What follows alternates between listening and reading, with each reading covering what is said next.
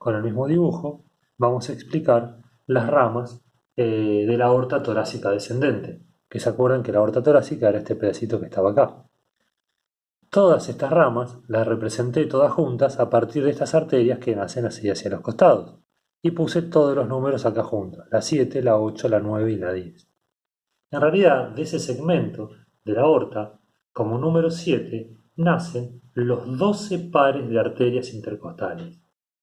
Es decir, 12 pares nacen hacia la derecha, perdón, hacia la izquierda y hacia la derecha, hacia la izquierda y hacia la derecha. 12 pares de arterias que van a ir por debajo de las costillas desde la columna vertebral, que está atrás, hasta el esternón. Ese recorrido que hace por debajo de la costilla es importante porque hay que tener en cuenta que cuando uno hace una punción, ¿sí? Al tener que punzar la pleura o hacer una punción torácica, siempre la aguja tiene que pasar por arriba de la costilla, porque si pasa por debajo tenemos riesgo de pinchar una de estas arterias que está pasando por ahí. Estas arterias se dirigen hacia el esternón y su principal función es la de llevar sangre oxigenada a los músculos del tronco. Entonces, de este pedacito nacen, por un lado, 12 pares de arterias, 12 hacia la derecha y 12 hacia la izquierda, llamadas arterias intercostales. Pero también nacen de acá las arterias bronquiales, que van dirigidas a la pared del bronquio, son 2 a 3. Y también nacen las arterias esofágicas, que sería el punto 9, que son de 2 a 4 que se dirigen al esófago. Y por último, el punto 10 son las arterias mediastínicas, que son aquellas arterias que llevan sangre oxigenada a la pleura y al miocardio. Entonces, para repetir, en estas arterias que están dibujadas acá, estoy representando como número 7 los 12 pares de arterias intercostales que corren por debajo de las costillas hacia el esternón. Las arterias bronquiales, el número 8, que van hacia la pared de los bronquios. Las arterias esofágicas, el número 9, que van hacia el esófago. Y por último, el número 10, las arterias mediastínicas que van a la pleura y al pericardio. Y esas serían las ramas de la aorta torácica descendente. Continuamos con la aorta abdominal. La aorta abdominal es esta que está acá. De la aorta abdominal nacen 6 arterias. Las primeras 3, que son estas que están acá, esta y esta, nacen de la parte anterior de la arteria, sería que nacen de adelante, ¿sí? Nacerían de acá para adelante, de acá hacia adelante y de acá hacia adelante.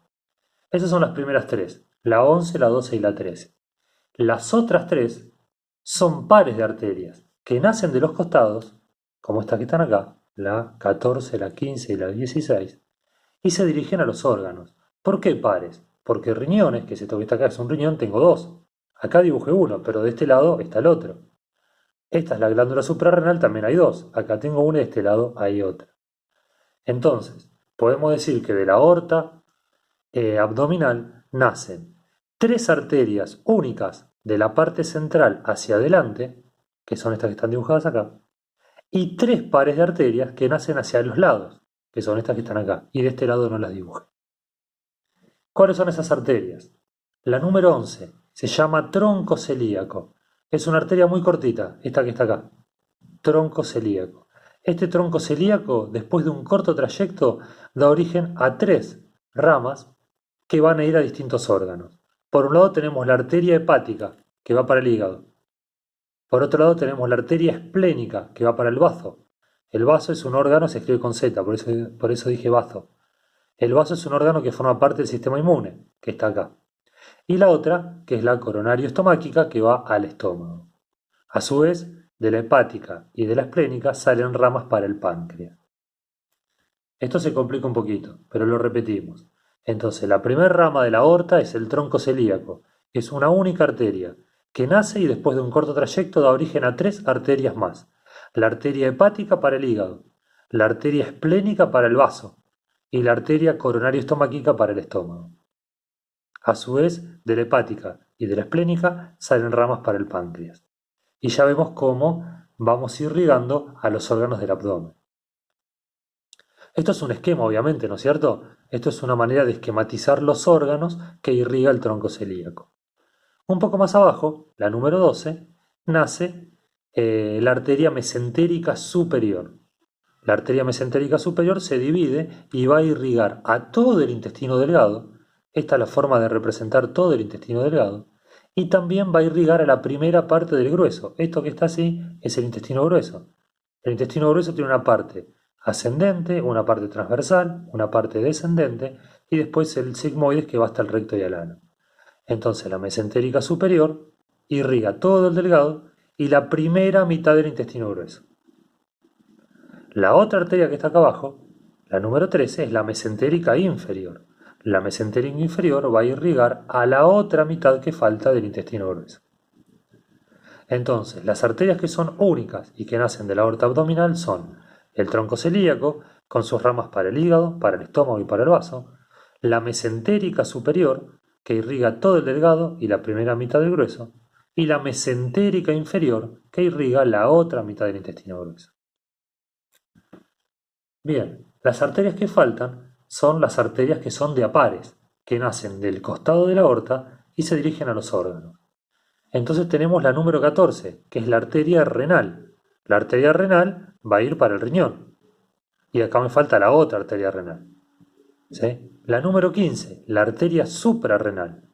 La arteria suprarrenal va a una pequeña glándula que está arriba del riñón, que es la glándula suprarrenal. Obviamente hay otra para el otro lado. Por eso son pares. Y la última, la número 16, es la arteria que se dirige hacia abajo, que se llama ovárica o espermática.